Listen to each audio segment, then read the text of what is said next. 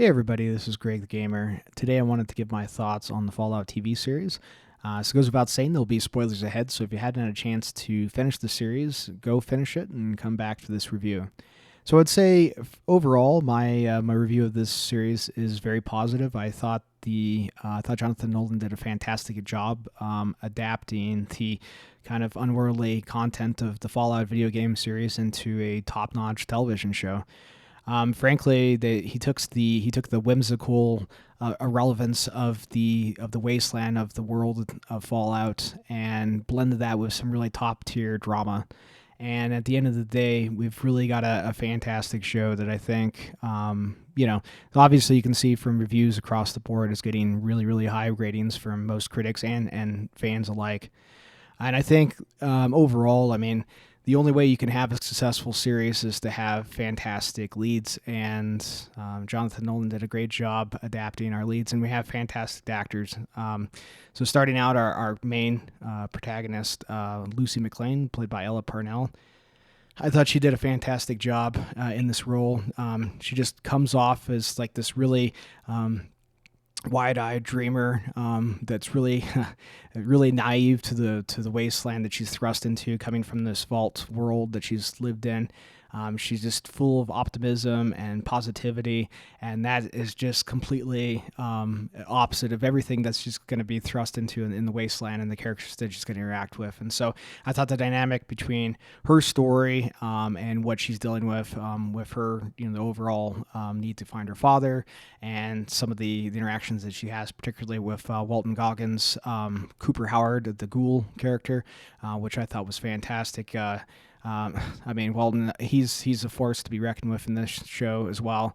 I thought the Ghoul had a very interesting backstory and just kind of the elements of the pre-war flashbacks that we see of his character, and maybe kind of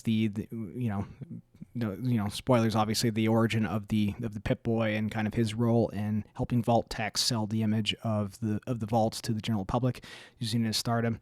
I thought just kind of seeing how a good person like he is changed by the wasteland over a couple hundred years and turns into this kind of very unlikable, detestable, kind of mercenary wastelander and the Ghoul, and then having that ping off of Lucy's very like naive, optimistic, happy vault dweller, and then at the end of the day when they have to realize they're going to need each other to continue this story as well. I thought Aaron Moulton as Maximus had a very interesting kind of third perspective of the wasteland, with his role in the Brotherhood, and just kind of we learn more about his backstory. Like initially when you first meet his character, I didn't really like him very much. I thought he was very detestable, and honestly I kind of I thought he had kind of bad intentions towards some of his other brothers in the Brotherhood.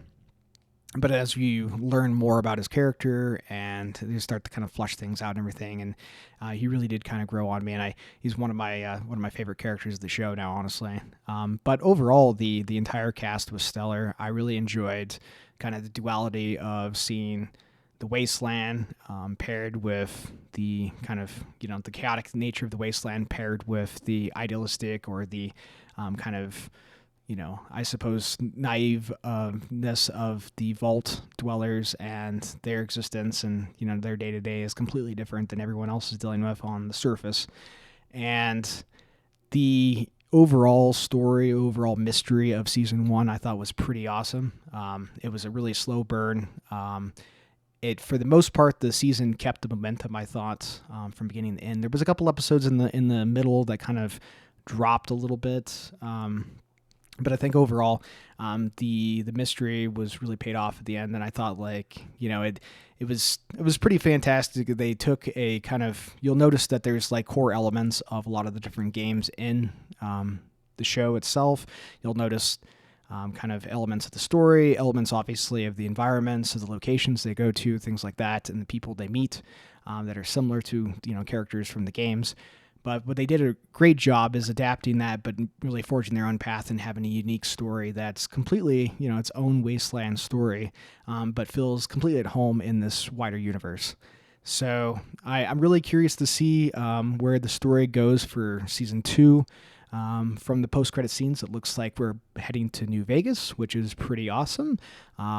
So we're gonna see possibly some other vault dwellers in New Vegas, maybe Mr. House. I don't really know exactly, all their planning for that, of course, but I think the kind of the world they've set up is really just rich with storytelling, and so the cool thing about it is that they're willing to incorporate all these different locations and kind of elements of the different games from all over the Fallout universe into this story overall, and so I think that they have a pretty solid foundation, and I'm really excited to hop back into Fallout for Season 2, get to see what's happening with our characters again. And again, our three main characters, incredible, very likable, very fun to follow and everything, and you're really invested with them by the end of Season 1. So well done to the showrunners for Fallout. So taking what I thought was pretty unwieldy content that could never be adapted to the visual medium and making a heck of a good show. So anyways, just some of my rambling thoughts on Season 1. Let me know in the comments down below, what do you guys think of the show? Did you like it? Did you hate it? Did you think it was kind of mid? What were your thoughts? And then also, if you did enjoy Season 1, what are your thoughts on Season 2? Where do you think we're going to go? What are the people we're going to meet? What are kind of some of your expectations for Season 2? So anyways, I'd love to hear your thoughts down below. This has been Greg the Gamer. Thanks. Talk to you soon.